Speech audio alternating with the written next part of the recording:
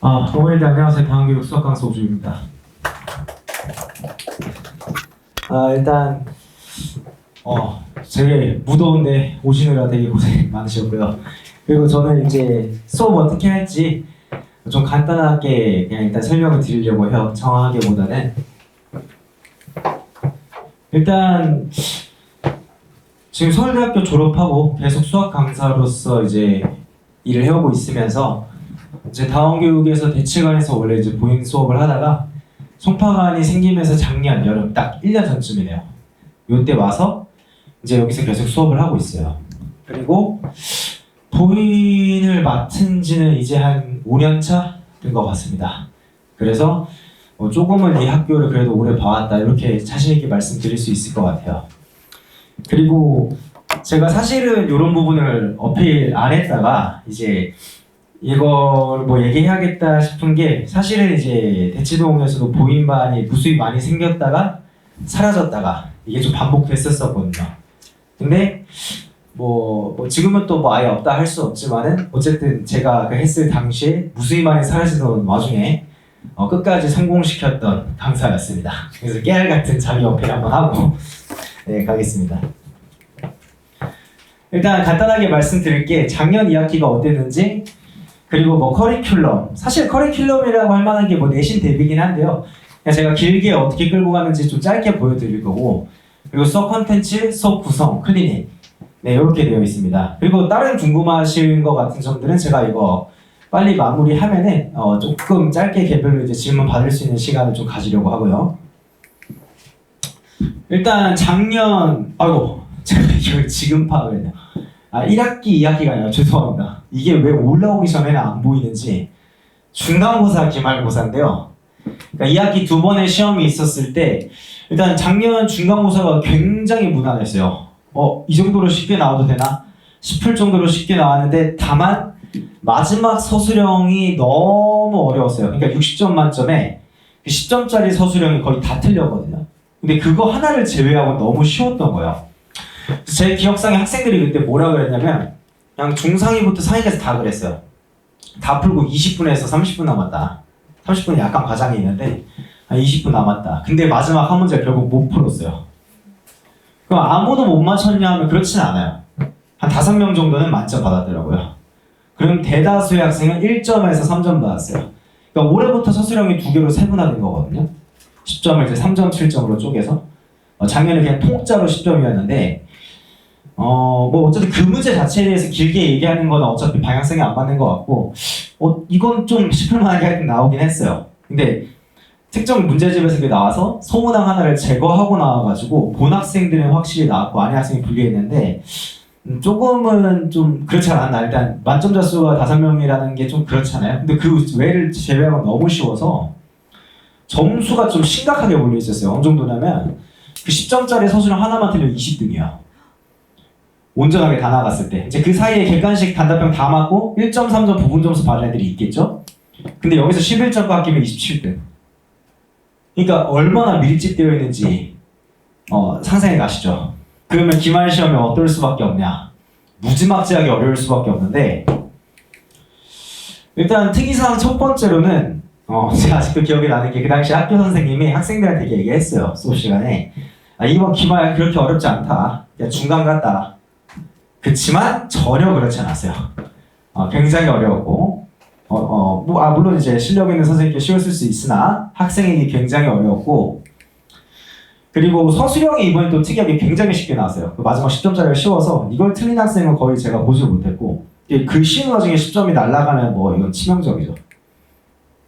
근데 제가 보면은 이렇게 맡아오면서도 이거는 처음 봤던 것 같아요. 뭐냐면 이렇게 단원이 보통 3개, 4개 들어가요. 항상 중간 기말마다.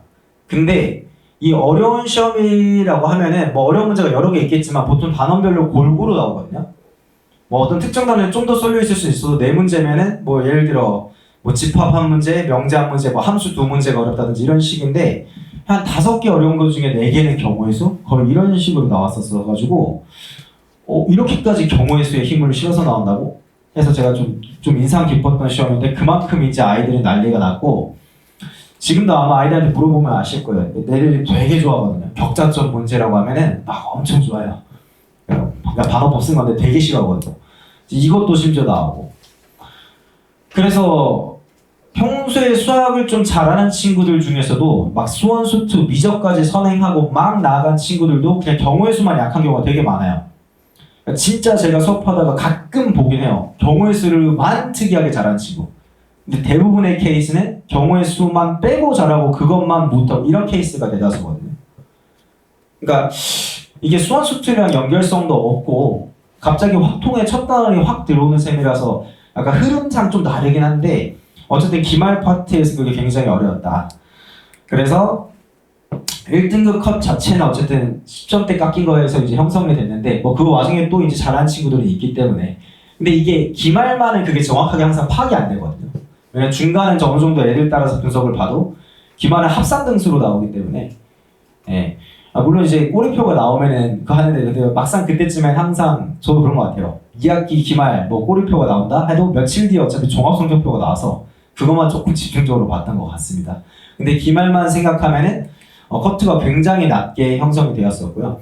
그럼 제 반 뭐 개강하는 거 소개에 앞서서 뭐 이번 시험 자체에 대해서 조금 얘기를 하고 싶은데 사실 작년에 일단 중간 때 함수를 굉장히 강조했었어요. 근데 막상 쉽게 나왔는데 이제 올해는 중간 때 함수가 어렵게 나올 거냐 쉽게 나올 거냐 뭐 사실 제가 출제자가 아니라 예상은 할 수 없으나 근데 기말의 경우의 수 파트는 정말 하염없이 어렵게 나올 수도 있거든요. 상상 이상으로. 물론 막상 까보니 쉬울 수도 있죠. 너무 어려울 수도 있기 때문에 이 중간에서 최대한 점수를 안 깎이고 최대한 많은 점수를 보존해 놓는 게 그만큼 중요할 거예요. 2학기 성적표를 제대로 받는 데 있어서. 그러니까 경우의 수는 다 같이 그냥 폭삭 내려가는 경우가 있기 때문에 그냥 무조건 중간에 최대한 높게 얻어놔야 된다 말씀드리고 일단 제 반 같은 경우에는 일단 수토 이렇게 수업이 진행되는데 방학이 이번 주까지잖아요. 다음 주 월요일에 개학하고 다음 주 수요일 저녁에 수업하고 제가 그 주 토요일에 한번 휴강을 해요. 방학 후에 원래 한 번 정도 쉬어서 그리고 그 다음 주 수요일 그러니까 개학주 다음이죠. 그때가 이제 본격적인 내신 대비 시작인데 뭐 사실 그 전주 수요일에도 한번 총정리를 하긴 해요. 그때도 뭐 중간 내용을 하긴 하는데 어쨌든 본격적인 시작은 이때부터. 그래서 막 23일부터 들어도 되냐 문의하신 경우가 있어서 괜찮다고 오히려 그게 더 좋다고 말씀드리고요. 일단 둘 다 똑같이 수토 이렇게 수업이 진행되는데 이제 하이퍼반, MD반 그러니까 실력별로 조금 나눠서 진행을 하고 있어요. 근데 수요일은 이제 공통으로 보이고 양식에 맞춘 시험을 쭉 보게 될 거고 토요일은 하이퍼 저녁, MD는 오전에 해서 이제 문제들을 쭉 풀어나갈 건데 제가 내신 대비 때 주로 어떤 걸 하는지는 이따가 보여드리겠습니다. 하이퍼반 같은 경우에는 이제 입반 테스트가 있고 이제 수학과 중간 범위를 보게 되고 내신 2등급 이상 성적표 제출하면 무시험으로 입반 가능합니다. 근데 제가 전에 설명회에서도 얘기를 했는데 하이퍼반을 주로도 많이 일단은 선호하시는 것 같은데 저는 일단 이 반에서는 확실하게 설명 속도가 빠르고 반복해서 얘기하지 않아요. 그렇게 하면 오히려 마이너스이기 때문에 친구들에게. 그래서 그 속도를 쫓을 수 없으면 사실은 뭐 그게 학생들한테 더 좋은 게 아니라서 오히려 효율이 더 안 좋죠. 그래서 이게 시험을 통과해야 당연히 무난히 수강할 수 있는 거기 때문에 무작정 여기로 제가 추천드리진 않아요. 실제로 아이들이 굉장히 좀 잘 하기도 하고 지금 있는 친구들이. 그래서 일단 하이퍼반은 1, 2등급을 목표로 하고 MD반은 이제 2, 3등급 목표 유지로 하고 있습니다. 깨알 같은 자랑을 하자면 일단 뭐 그래도 좀 잘하는 친구들 하이퍼반에 되니까 이번 기말 때 80%가 1, 2등급 나왔습니다.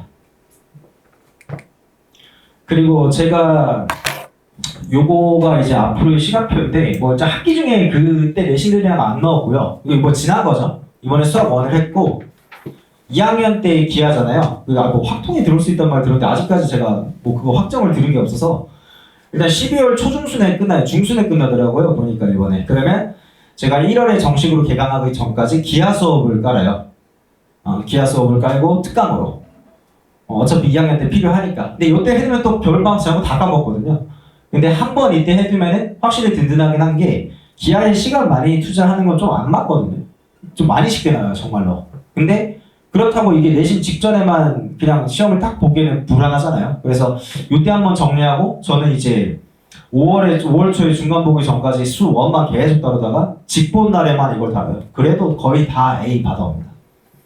근데 한 번은 그래서 미리 정리해두자. 겨울방학에 수원 수투 미적에만 집중할 수 있게 이런 개념이고, 뭐 정규 때 겨울방학에 수원 쭉 한두 달 하는 거에 당연한 거고, 1월엔 특강으로 수투, 2월엔 미적 이렇게 나가고, 여름방학 지금 2학년이 이렇게 하고 있죠. 특강으로 미적분 나갑니다. 3학년 때는 이제 1학기 때 미적 내신을 했다가 2학기 때는 지금도 그렇게 하고 이제 실전, 이제 수능, 모의고사 보고 뭐 이제 파이널을 하고 있는데, 3학년까지 흐름이 있지만 아직 뭐 그걸 다 3학년 것까지 집어넣은 거 안 맞는 것 같아서 일단 3학년까지 수업을 진행하는 강사다, 이렇게 말씀드리겠습니다. 그럼 제가 나가는 컨텐츠인데요. 일단 아시다시피 보잉고가 지금 학교 프린트에서 굉장히 많이 출제되고 있잖아요.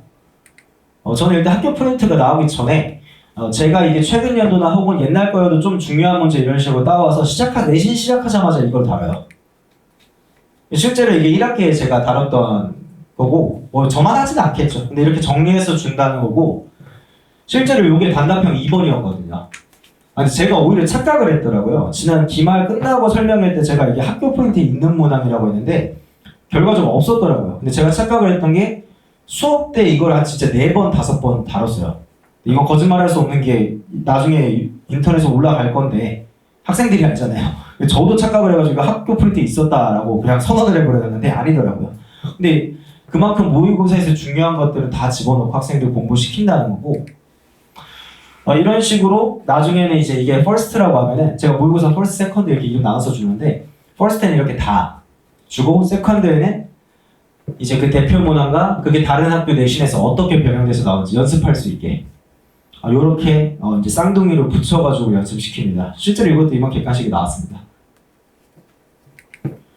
그리고 시중 주요 문항을 좀 쓰는데 뭐 사실 이거는 굳이 보여드릴 건 없을 것 같고, 시중 주요 문항 중에 좀 괜찮은 것들 따와서 혹은 부교재를 문제집 설정해서 이렇게 학생들 풀게 하고, 이게 수요일마다 보는 거야. 이제 얘네의 학생들의 객관식 15, 단답형 4개, 서술형 2개, 양식에 맞춰서 수요일에 이렇게 실전 테스트 보고, 그거에 관한 이제 손필기 줘서 아이들이 이거 신경 안 쓰는 듯 했는데 굉장히 나름 좋아하더라고요. 나중에 내신 직전에 시험 볼 때 이제 제 손필기만 쫙 가지고 이렇게 다시 복습하고 하더라고요.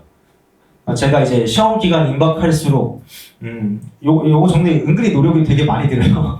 뭐 저만 하는 거야 아니라고 생각하지만 학생들이 뭐 후기 평가로 그런 걸 남겨놨더라고요.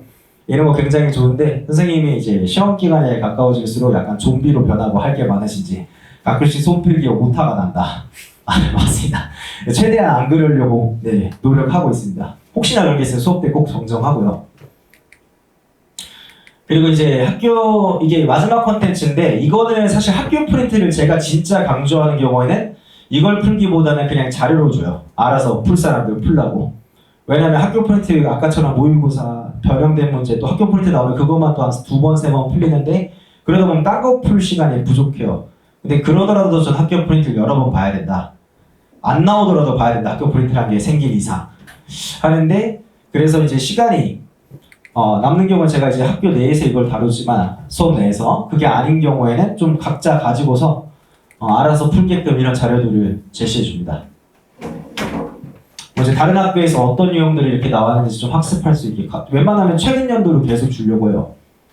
그러니까 저는 이걸 항상 갱신하거든요. 굉장히 이게 노력과 시간을 많이 요하는데 웬만하면 트렌드 위주로 학생들이 좀 볼 수 있도록 노력하는 편이고, 이제 좀 크게 보면 이런 식으로 해서 이제 자료들이 나갑니다. 이제 수업 구성을 말씀드리면은 수요일에 말씀드렸다시피 이제 개학 후에는 방학 때는 지금 이렇게 안 하고 있어요. 근데 개학하고 나서는 이제 보잉고 양식에 맞춰서 2회 시험 실시하고, 아까처럼 이제 해설 쭉 해주고 손필기 주고. 근데 첫 2회는 항상 제가 만든 시험지 말고 그냥 보잉고 기출로 시험을 봐요. 첫 2회는.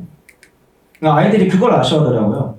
다시 실전 대비 이제 2학기 수업하고 조금 내용 다시 한번 정리하고 학교 기출을 봐야 좀 더 잘 풀 수 있을 것 같은데, 제 생각에 말도 안 되는 소리인 게 여름방학 때 이미 한번 진도가 다 끝났기 때문에 최대한 빨리 학교 기출을 보고 어떤 시험 나오는지 보고 이제 다른 시험들을 준비해 가는 게 맞겠죠. 근데 이걸 대놓고 공지하는데 미리 뭐 답을 외워온다 이러면 좀 답이 없는데, 여태까지 그런 친구는 본 적은 없습니다. 그리고 토요일 같은 경우에는 수요일에 이미 시험에 시간을 많이 쓰기 때문에 아예 안 보진 않아요. 한 10분? 15분 정도에서 수요일에 냈던 거 중에서 아이들이 많이 틀린 거 다시 한번 줘서 풀게끔 하고, 그때도 틀리면 이제 막 갈굼이 들어가지고 복습을 좀 해라. 그리고 이제 과제 풀어온 것들에 대한 주요 문항 해설해주고, 뭐 이제 질문도 받고, 그 다음에 이제 그때 나가야 되는, 다시 방학 때 진도를 한번 나갔지만 이제 꼭지 하나씩 딱 짚고서 핵심으로 파악해야 되는 내용들에 대한 간략한 정리와 문풀. 근데 솔직히 학기 중에는 문풀 위주예요, 당연히.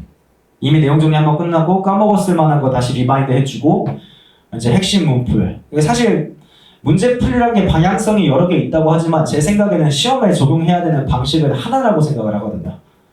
그러니까 여러 개를 공부하는 건 방학에, 근데 실전에 맞춰서 이때는 이 풀이가 맞다, 이렇게 해야 실전에서 적용할 수 있다 하는 거를 계속해서 보여주게 될 겁니다. 그리고 토요일 같은 경우에는 일단 2시부터 5시에 클리닉이 있어요. 그러니까 MD반 같은 경우는 수업 후에 클리닉이 이어지게 되고, 하이퍼반 같은 경우는 수업 시작 전에 이제 클리닉이 있는데, 하이퍼반 같은 경우는 사실 강제하고 있진 않아요, 클리닉을. 친구들 클리닉 시간이 많이 필요로 한 친구들은 아니기 때문에. 네. 그럼 클리닉 때 뭘 하냐면, 일단 개인별 과제, 그리고 시험 오답 문항을 수령해서 이제 그날 고치고 가는 거를 원칙으로 합니다. 그날 거치고 가는 걸 원칙으로 하면서, 이제 만약에 다 했으면 다음 시간에 이제 다 했다고도 제출해줘야 돼요. 이것도 이제 과제로서 같이 포함돼서 가고, 이때 개인별 질문 위주로 많이 가게 되는데, 좀 많이 틀렸거나 복습 테스트에서 좀 막혔거나 하는 학생들은 제가 붙잡고 이게 조교수님한테 가서 아예 그 앞에서 몇 문제 골라 재시험을 보게 해요. 그러니까 숫자까지 바꿔서 이런 건 크게 의미가 있다고 보진 않고, 그 앞에서 풀이까지 이제 감시받으며 다시 한번 몇 문제는 그렇게 보도록 합니다. 전체 문항을 그렇게 하진 않고요. 그래서 좀 끊임없이 복습시키려고 하는 편이고, 이제 그러면 간략하게 수업들에 대해서는 말씀드린 것 같아요. 사실 이제 수업을 하는 방식이나 뭐 이런 게 뭔가 방식이 뭔가 확 다르다보다는 제가 그냥 이런 식으로 수업을 한다는 걸 말씀드렸고, 사실 아마 수업을 선택하는 데 있어서 제일 궁금하신 건 아마 수업 스타일이 아닐까 싶어요. 사실 실력이나 뭐 강의력이나 콘텐츠 이런 거는 항상 자신이 있습니다. 네. 근데 일단 뭐 그런 거보다도 성향이나 이런 게 조금 중요할 수도 있으니까 수업을 이런 식으로 한다 하는 거에 대한 QR코드고, 2학년 애들 1학기 때 뭐 이제 기출 하나, 보인고 기출 다뤘을 때 문항 2개 해설하는 거 정도인데, 막 어려운 거 넣지도 않았고 그냥 제가 수업 이런 식으로 합니다 하는 거에 관한 영상이라서 송파관 유튜브에도 있기 때문에 나중에 한번 확인하실 수 있고요. 네, 이렇게 말씀드리고 저는 마무리하겠습니다. 혹시 바로 가야 되죠? 네. 기다리고 계세요? 네. 네, 알겠습니다. 그럼 혹시 뭐 따로 문의하실 거나 있으시나 하면 학원 쪽으로 연락 주시면 제가 바로 최대한 빠르게 연락 드리겠습니다.